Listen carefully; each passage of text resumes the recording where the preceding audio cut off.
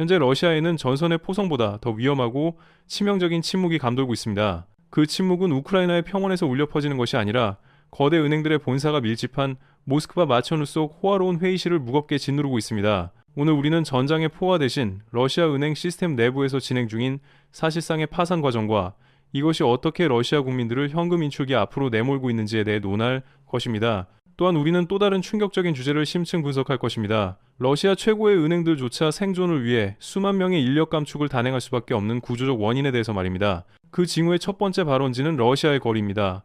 ATM 앞에 길게 늘어선 대기 행렬은 국민들이 겪고 있는 패닉의 실체를 적나라하게 보여줍니다. 이 풍경은 1990년대에 암울했던 시절을 상기시킵니다. 이는 위기가 거시경제 지표를 넘어 거리로 직행하여 일반 서민의 지갑까지 파고들었음을 방증합니다. 러시아 중앙은행조차 자체 데이터를 통해 대중의 금융 시스템에 대한 신뢰가 심각하게 훼손되었음을 시인할 수밖에 없었습니다. 10월 1일 기준 러시아의 시중 유통 현금 규모는 18조 6천억 루블을 돌파했습니다. 그러나 진정으로 우려스러운 지표는 증가 속도입니다. 지난 3분기에만 러시아 국민들은 은행에서 6,590억 루블의 현금을 인출했습니다. 이는 전년 동기 대비 무려 5배나 급증한 수치입니다. 정상적인 경제 상황이라면 현금 인출량이 5%나 10%만 증가해도 경고음이 울릴 만한 사안입니다. 하물며 500%라는 폭발적인 증가율이 시스템에 가하는 부하가 어느 정도일지 상상해 보십시오. 핵심 질문은 왜 러시아인들이 제도권 금융에서 이탈하여 현금을 손에 쥐려 하느냐는 것입니다. 전문가들과 현지 소식통들은 세 가지 주요 원인을 지목하며 각각의 요인은 그 자체로 심각한 함의를 지닙니다. 첫 번째 원인은 계좌 동결에 대한 공포입니다. 러시아 국민들은 국가가 언제든 개입하여 그들의 자산을 통제할 수 있다는 사실을 체감하고 있습니다. 그것이 전시세금이든 강제 채권 매입이든 혹은 단순한 계좌 동결이든 공통된 인식은 은행에 예치된 자금이 더 이상 안전하지 않다는 것입니다. 두 번째 원인은 다수가 디지털 감금이라 칭하는 현상과 관련이 있습니다. 극히 소액의 송금조차 의심스러운 거래라는 명목으로 차단될 수 있으며 계좌 소유주는 영업점을 방문하여 자금 출처를 소명해야 합니다. 즉, 내 돈을 쓰기 위해 국가의 허락을 구해야 하는 상황에 직면한 것입니다.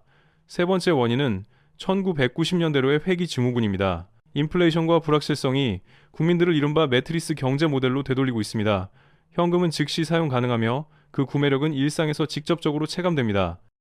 반면 디지털 루블은 대중의 인식 속에서 언제든 증발할 수 있는 가상의 숫자에 불과합니다. 국가 신용평가기관의 세르게이 그리슈닌 대표는 이를 단순한 통계적 이상현상이 아니라 국민들의 금융 행태에 발생한 깊고 지속적인 단절이라고 진단합니다. 냉정히 말해 국민들은 시스템을 이탈하고 있습니다. 은행의 가장 저렴한 자금 조달원인 예금이 고갈되고 있으며 이는 은행의 생명줄인 유동성이 말라가고 있음을 의미합니다. 이러한 상황에서 엘비라 나비울리나 러시아 중앙은행 총재는 사기 방지라는 명분으로 시행된 일부 조치가 과도했음을 인정해야만 했습니다. 그러나 그러한 시인조차 냉혹한 현실을 되돌리지는 못했습니다. 러시아 은행 시스템은 유동성 경색으로 신음하고 있습니다. 신용비용은 치솟았고 대출 금리는 급등했으며 은행들은 마지막 남은 현금을 사수하기 위해 대출 문턱을 높이며 고객들에게 문을 닫기 시작했습니다. 다수의 전문가들은 이를 러시아 금융 시스템의 질식 순간이라고 명명합니다. 천문학적인 숫자와 통계 이면에 감춰진 붕괴의 민낯은 수만 명의 러시아인들이 일자리를 잃는 현실입니다.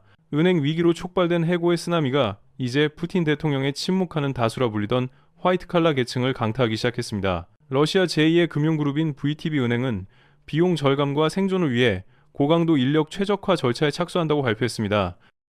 드미트리 피아노프 VTB 부회장은 일부 부서에서 선택적 인력 최적화를 진행할 것이라고 외교적 수사로 포장했습니다. 그러나 그 유려한 표현 뒤에 숨겨진 현실은 가혹합니다. 이 은행의 이익경 비율은 2025년 10월 기준 65.7%로 급등했습니다. 이는 전년 동기 약 52%에 비해 큰 폭으로 악화된 수치입니다. 즉, 은행이 일루블을 벌기 위해 지출하는 비용이 급증했다는 뜻입니다. 비효율성이 블랙홀처럼 수익을 삼키고 있습니다. 이에 따라 VTB의 구조조정 계획은 더욱 구체화되고 있으며 소매 영업부서와 지원부서의 축소가 시작되었습니다. 이러한 감축은 표면적으로는 몇 퍼센트에 불과한 인력 조정으로 포장되지만 실상을 들여다보면 그 몇 퍼센트는 수천 가구가 하루아침에 생계수단을 상실하는 것과 직결됩니다. 그러나 가장 큰 충격파는 러시아 최대 국책은행인 스베르방크에서 발생했습니다. 국가가 통제하는 이 거대 금융그룹은 2025년 말까지 전체 인력의 20%를 감원하겠다고 발표했습니다. 구체적인 수치로 환산하면 그 규모를 체감할 수 있습니다. 2024년 기준 스베르방크의 임직원 수는 11만 2천 명입니다. 20% 감축은 약 2만 2,400명이 일자리를 잃는다는 것을 의미합니다. 이는 단 한 번의 결정으로 거대한 경기장 하나를 가득 채울 인원이 실직자가 된다는 뜻입니다. 대규모 해고의 공식적인 명분은 인공지능 도입과 현대화입니다. 그러나 이는 자금 여력이 없으니 규모를 축소할 수밖에 없다는 냉혹한 진실을 우회적으로 표현한 것일 가능성이 농후합니다. 전시경제의 여파는 이제 생산직 노동자를 넘어 오피스타워의 은행원들에게까지 직접적인 타격을 입히고 있습니다. 이들은 푸틴 정권의 가장 견고한 지지층이자 안정된 급여와 중산층 삶의 상징이었습니다. 하지만 이제 그들 스스로가 절감해야 할 비용으로 전락하여 시스템 밖으로 밀려나고 있습니다. 이러한 해고 사태는 러시아 사회를 지탱하던 신뢰라는 사회적 자본을 붕괴시킬 위험이 있습니다. 국책은행인 스베르방크조차 고용 안정을 보장하지 못한다면 누가 안전을 담보할 수 있겠습니까? 2위 은행인 VTB마저 감원에 나선다면 중소기업들의 생존 가능성은 더욱 희박해질 것입니다. 이러한 상황은 국민들의 뇌리에 1990년대의 트라우마를 재소환하기에 충분합니다. 다수의 근로자가 급여 수령 즉시 현금화를 서두르고 있으며 기업들은 세금과 수수료 그리고 계좌 동결 위험을 회피하기 위해 현금 결제 비중을 높이고 있습니다. 지하 경제가 러시아에서 점차 뉴 노멀로 자리 잡고 있습니다. 이는 현대 국가가 국가 부도 상태로 퇴행하고 있다는 징후일 수 있습니다. 러시아는 디지털 금융 시대에서 금융의 석기 시대 혹은 금융 중세 시대로 급속히 역행하고 있습니다. 러시아 국민에게 전달되는 메시지는 명확합니다. 은행은 흔들리고 일자리는 소멸하며 국가는 국민을 보호할 능력을 상실했다는 것입니다. 이러한 인식이 고착화되면 어떤 선전선동이나 승리의 구호로도 이를 덮을 수 없습니다. 이 모든 과정은 정권의 정통성 기반을 허무는 결정타가 될 수 있습니다. 사실 은행 위기의 전조는 오래전부터 감지되었으며 다수의 전문가들이 파국적 결과를 경고해 왔습니다. 러시아 은행들의 운영 실태를 보면 위기의 진원지가 어디인지 명확해집니다.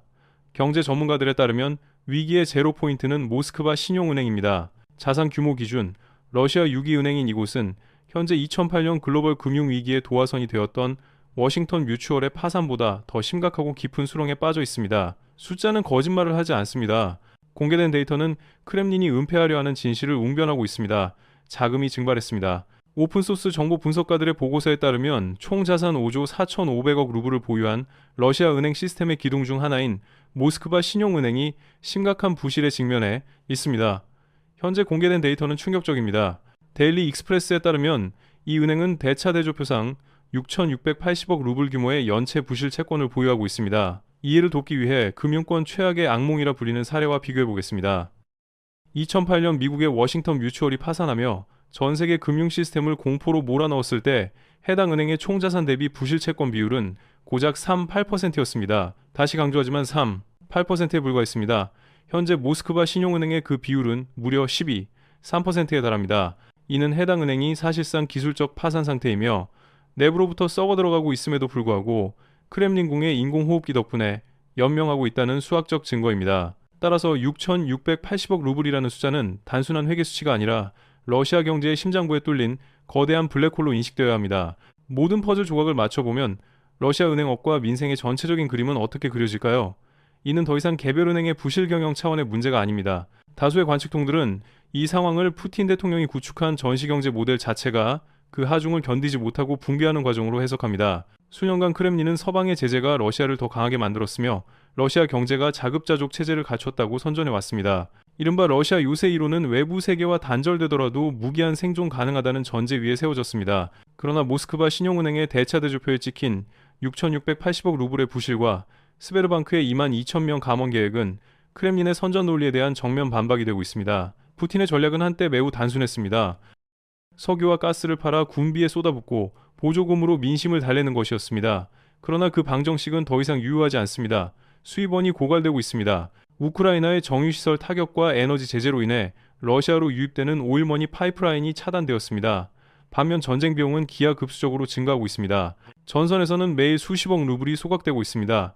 설상가상으로 고금리에 덫이 경제를 옥죄고 있습니다. 러시아 중앙은행은 인플레이션을 억제하고 루블화 가치를 방어하기 위해 천문학적 수준으로 금리를 인상했습니다. 최근 기준금리는 21%에 육박하며 추가 인상 가능성도 제기됩니다. 바로 이 지점에서 러시아 은행 시스템에 가해지는 경제적 압박과 피해가 명확해집니다. 살인적인 금리로 인해 은행들은 정상적인 대출 영업이 불가능해졌습니다. 대출이 막힌 은행은 수익을 창출할 수 없습니다. 수익이 없는 은행은 3%에 달하는 막대한 부실 채권 덩어리를 상각할 여력이 없습니다. 결국 전체 시스템이 동맥경화에 걸려 마비될 위기에 처하게 됩니다. 파벨 파이프스키 같은 분석가들이 지적했듯 이러한 고금리 환경에서는 기업들이 금융비용 절감을 위해 현금 결제로 회귀하는 경향이 짙어지며 이는 은행권의 유동성 위기를 더욱 심화시킵니다. 이는 죽음의 소용돌이의 전조일 수 있습니다. 중앙은행은 사기 방지라는 명분으로 자본 통제를 강화하여 급한 불을 끄려 하지만 이로 인해 국민들의 자금 접근성은 더욱 악화되었습니다. 목표는 자금 유출 방지였으나 결과는 역효과를 낳았습니다. 통제가 강화될수록 공포감에 휩싸인 국민들은 더 많은 현금을 인출하고 있습니다. 사실상 푸틴 대통령은 자국민에게 일종의 경제 봉쇄를 강요하고 있는 셈입니다. 서방의 외교적 제재가 전장의 탱크를 즉각 멈춰 세우지는 못할 수 있습니다. 그러나 우리가 목격하듯 러시아 금융 시스템은 내부로부터 붕괴하고 있습니다. 스베르방크가 발표한 인공지능 투자나 디지털 전환 청사진은 근본적인 유동성 위기 앞에서는 현실과 괴리된 공상처럼 보입니다. 기술이 밥을 먹여주지는 못합니다. 기술이 유동성을 스스로 창출할 수도 없습니다. 이러한 상황의 전략적 귀결은 명확합니다. 러시아는 장기적인 소모전을 지탱할 경제적 체력을 상실했을 가능성이 큽니다. 은행 시스템이 붕괴하면 군인 급여 지급이 불가능해지고 방위산업체는 신용 경색으로 가동이 중단됩니다.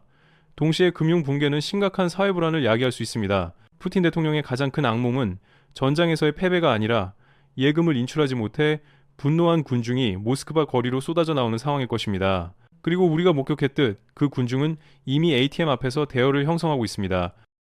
오늘 현금을 찾기 위해 줄을 선 사람들이 언젠가 크렘린궁을 향해 진격하는 시위대로 변모할 가능성도 배제할 수 없습니다. 이는 아마도 푸틴 대통령이 가장 두려워하는 시나리오일 것입니다. 그러나 상황은 이미 지도자의 통제 범위를 벗어난 듯합니다. 그가 내놓은 미봉책들은 금융위기의 해이를 막기에 역부족입니다. 모스크바 신용은행 사태는 예외적인 케이스가 아니라 빙산의 일각일 뿐입니다. 경제 전문가들에 따르면 현재의 과정은 러시아 올리가르이 계층 전체와 모스크바가 추구해온 국가 자본주의 모델의 총체적 파산을 예고하는 신호탄일 수 있습니다. 국내 경제 전선은 마치 과열된 원자로처럼 임계점을 향해 치닫고 있으며 노심용융 과정은 이미 시작된 것으로 보입니다. 이 붕괴를 저지하지 못한다면 푸틴의 전쟁 수행 능력은 안팎으로 거센 도전에 직면할 것입니다. 정상적인 국가라면 국민들은 권력자에게 은행 위기의 책임을 물을 것입니다.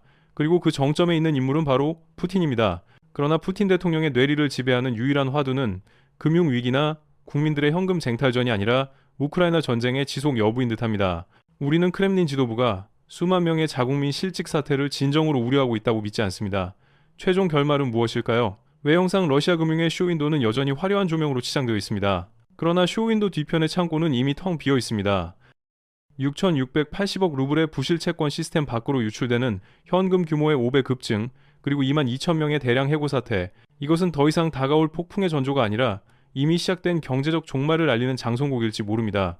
푸틴의 전쟁은 이제 우크라이나를 파괴하는 것을 넘어 러시아의 미래와 국민의 자산, 그리고 국가 경제의 근간까지 파괴할 위협이 되고 있습니다. 은행은 한 국가의 신뢰 지표입니다. 러시아 국민들이 자국 은행에서 자금을 회수하는 행위는 정권에 대한 신뢰가 바닥을 드러냈다는 가장 확실한 불신임 투표입니다. 현금은 아직 가치를 지니고 있지만 그 가치가 매일 삭감되어 나간다면 제국 또한 그와 함께 무너져 내릴 수 있습니다.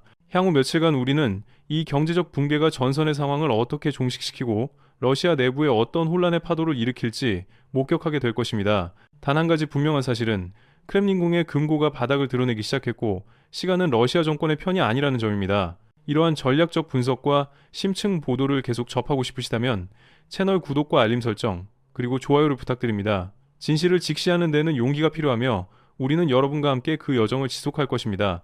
다음 영상에서 다시 찾아뵙겠습니다. 끝까지 시청해주셔서 감사합니다.